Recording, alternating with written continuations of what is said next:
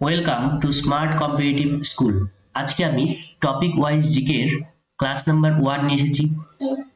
আজকের আলোচ্য বিষয়টি হলো India's neighbouring country, capital and state borders. তার মানে ভারতবর্ষের যে সমস্ত প্রতিবেশী দেশ রয়েছে এবং তাদের সাথে কোন কোন রাজ্য তার বাউন্ডারি শেয়ার করে সেগুলো নিয়ে আলোচনা করব।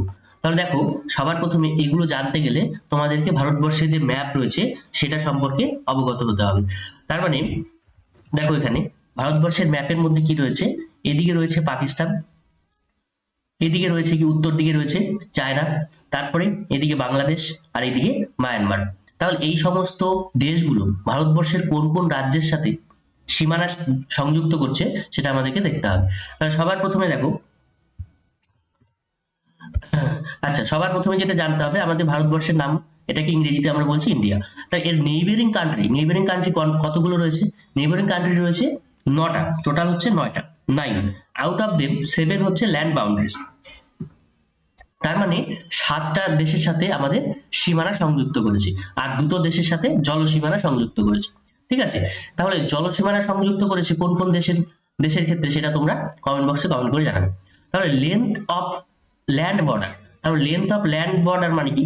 তাহলে দেখো ছবিটা দেখো, ল্যান্ড বর্ডার মানে এই যে গুজরাট থেকে একেবারে একেবারে এই পর্যন্ত, তাহলে টোটাল ল্যান্ড বর্ডার কত আছে? ল্যান্ড বর্ডারের দূরত্ব হচ্ছে 15,106.7 কিলোমিটার। ঠিক আছে, এবং কোস্ট লাইন কত আছে? কোস্ট লাইন আছে 7,516.6 কিলোমিটার। তাহলে কোস্ট লাইন মানে কি? কোস্ট লাইন মানে হচ্ছে এর যে জলসীমা। এই যে দেখো, এখানে সমুদ্র, এখান থেকে গুজরাট থেকে শুরু, এখানে তামিলনাড়ু থেকে একেবারে এই পর্যন্ত। তাহলে এই পর্যন্ত টোটাল ডিস্টেন্সটা কত? টোটাল ডিস্টেন্সটা হচ্ছে, আমি দেখো আগিয়ে দিচ্ছি, এই টোটাল ডিস্টেন্স হচ্ছে 7,500 কিলোমিটার। তাহলে এই যে দেখো 7,516.6 কিলোমিটার।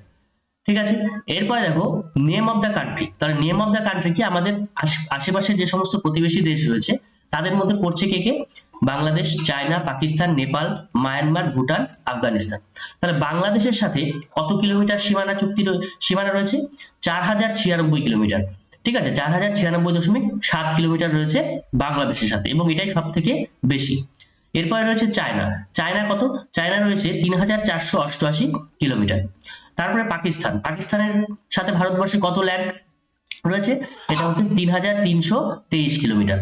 নেক্সট হচ্ছে নেপালের সাথে 1,751 কিলোমিটার রয়েছে। মায়ানমারের সাথে কত রয়েছে?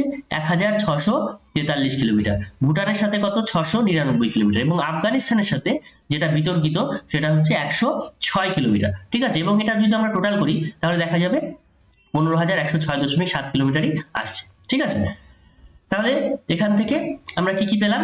যে কোন রাজ্যের মানে অন্যান্য দেশের সাথে কত কিলোমিটার সীমানা রয়েছে সেগুলো পেয়ে গেলাম।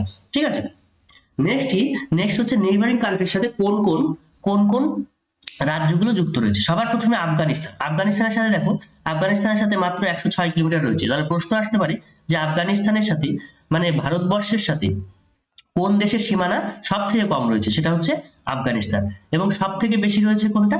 বাংলাদেশ। বোঝা গেল? তাহলে এবার সবার প্রথমে আসি আফগানিস্তানের সাথে কোন রাজ্যের সীমানা রয়েছে? সেটা হচ্ছে লাদাখ। তাহলে ছবিটা দেখো, ছবিটা দেখলেই বুঝতে পারবে। এই যে দেখো আফগানিস্তান, এই যে পাকিস্তান, আর এখানে রয়েছে আফগানিস্তান। তাই এই আফগানিস্তানের সাথে শুধুমাত্র এই লাদাখের অংশটুকু যুক্ত রয়েছে। তার মানে আফগানিস্তানের সীমানা শেয়ার করে কোনটা?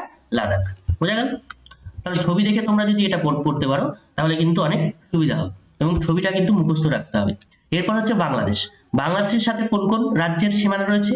সবার প্রথমে আমাদের ওয়েস্ট বেঙ্গল, তারপর মেঘালয়, তারপর মিজোরাম, ত্রিপুরা এবং আসাম। তাহলে কতগুলো হলো? 1 2 3 4 5, 5টি রাজ্যের সীমানা রয়েছে। নেক্সট হচ্ছে ভুটানের সাথে কি? ভুটানের সাথে রয়েছে ওয়েস্ট বেঙ্গল, সিকিম, অরুণাচল প্রদেশ এবং আসাম। চায়নার সাথে কোন কোন স্টেট রয়েছে? লাদাখ, হিমাচল প্রদেশ, উত্তরাখণ্ড, সিকিম এবং অরুণাচল প্রদেশ। নেপালের সাথে কোন কোন রাজ্যের রয়েছে? বিহার, উত্তরাখণ্ড, উত্তরপ্রদেশ মানে ইউপি, সিকিম এবং ওয়েস্ট বেঙ্গল। পাকিস্তানের সাথে কার কার রয়েছে? জম্মু অ্যান্ড কাশ্মীর, লাদাখ, পাঞ্জাব, রাজস্থান এবং গুজরাট। মায়ানমারের সাথে রয়েছে অরুণাচল প্রদেশ, নাগাল্যান্ড, মণিপুর এবং মিজোরাম। ছবিটা দেখো, এই যে পরিষ্কার বোঝা যাচ্ছে পাকিস্তানের সাথে কার কার রয়েছে, এই যে পাকিস্তানের সাথে রয়েছে সবার প্রথমে লাদাখ, তারপরে রয়েছে জম্মু কাশ্মীর, তারপরে রয়েছে গুজরাট, রাজস্থান, তারপরে রয়েছে পাঞ্জাব, এরপরে গুজরাট। ঠিক আছে, নেক্সট দেখো চায়নার সাথে কি, চায়নার সাথে রয়েছে লাদাখ, তারপরে এই যে হিমাচল প্রদেশ, তারপরে উত্তরাখণ্ড, তারপরে এখানে হচ্ছে ওয়েস্ট বেঙ্গল। ঠিক আছে, এরপরে হচ্ছে অরুণাচল প্রদেশ, অন্যান্য রাজ্যগুলো যুক্ত রয়েছে। তার মানে তোমরা যদি ছবি দেখে করো তাহলে কিন্তু এগুলো মনে থাকবে খুব সুন্দরভাবে।